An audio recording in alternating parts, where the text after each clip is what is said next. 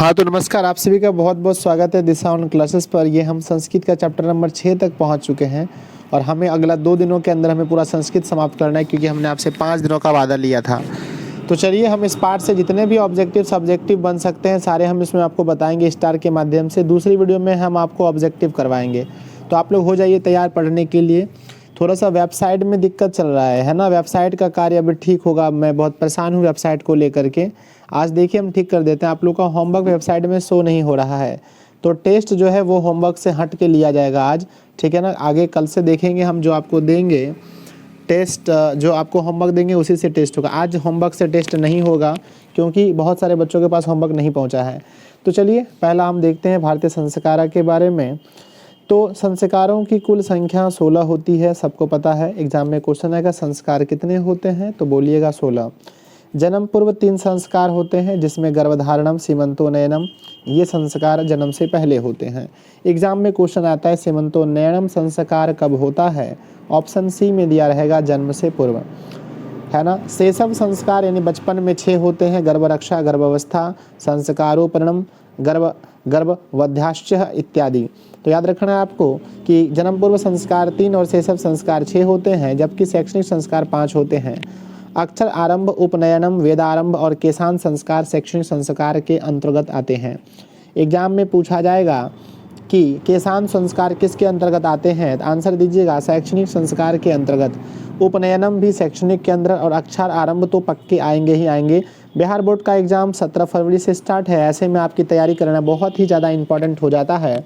तो आप एक एक पॉइंट को क्लियर करते चलें और पढ़ते चलें मन से, ताकि आपको कोई दिक्कत एग्जाम में नहीं हो।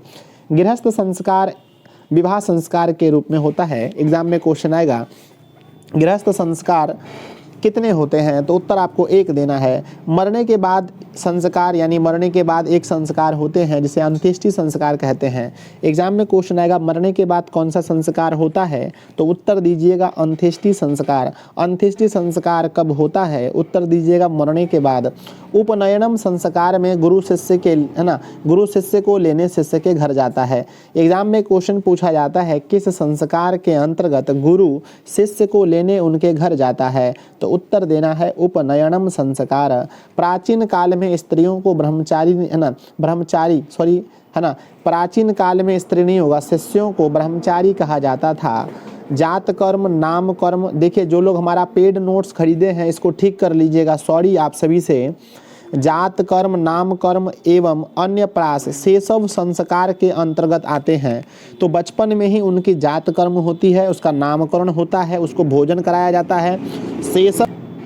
अगला हमारा है मंडप निर्माण, वर पक्ष का कन्या के घर में स्वागत, कन्यादान, अग्नि स्थापना, सप्तपदी, सिंदूरदान आदि विवाह संस्कार के अंतर्गत आते हैं। और सबसे इम्पॉर्टेंट तो यही है कि सिंदूरदान किस में होता है, तो उत्तर हमारा है सिंदूरदान। सिंदूरदान जो है वो विवाह संस्कार के अंतर्गत आता है, ये आपको सही उत्तर देना है। तो आपने देखा संस्कार से रिलेटेड जितने भी क्वेश्चंस बन सकते हैं ऑब्जेक्टिव में, हमने आपको स्टार के माध्यम से सारे बताए। अब चलते हैं, हम देखते हैं इसका सब्जेक्टिव। आप आराम से इसका सब्जेक्टिव देख सकते हैं।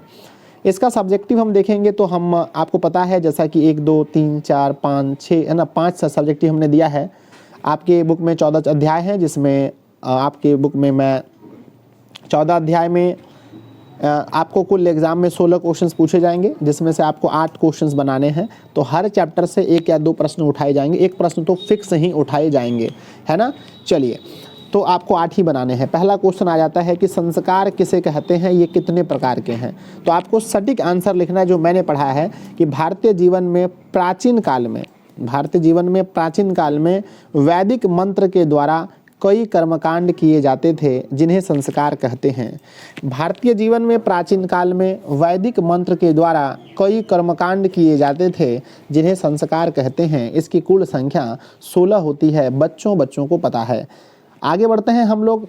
लिखा गया है कि विवाह संस्कार का वर्णन कीजिए। तो विवाह संस्कार एक पवित्र संस्कार है। इस संस्कार में मंडप का निर्माण होता है, वधू के घर वर पक्ष का स्वागत, कन्यादान, अग्नि की स्थापना, सप्तपदी एवं सिंदूरदान इत्यादि होते हैं। ये सारे काम विवाह संस्कार में आपको देखने को मिलते हैं। नेक्स्ट हमारा क्वेश्चन सब्जेक्टिव बनता है कि भारतीय संस्कार में कौन कौन से हैं। तो भारतीय संस्कार को 5 वर्गों में यानी 5 भागों में बांटा है। पहला बताइए, जन्म पूर्व संस्कार जो 3 होते हैं, शैशव संस्कार जो कि 6 होते हैं, शिक्षण संस्कार जो कि 5 होते हैं, गृहस्थ संस्कार जो कि 1 होते हैं, मरने के बाद संस्कार जो कि 1 होते हैं। यही हमारे टोटल संस्कार हैं। 3 और 6 9 और 5 आप लोग देख सकते हैं 14 और 2 16 संस्कार टोटल हमारे होते हैं।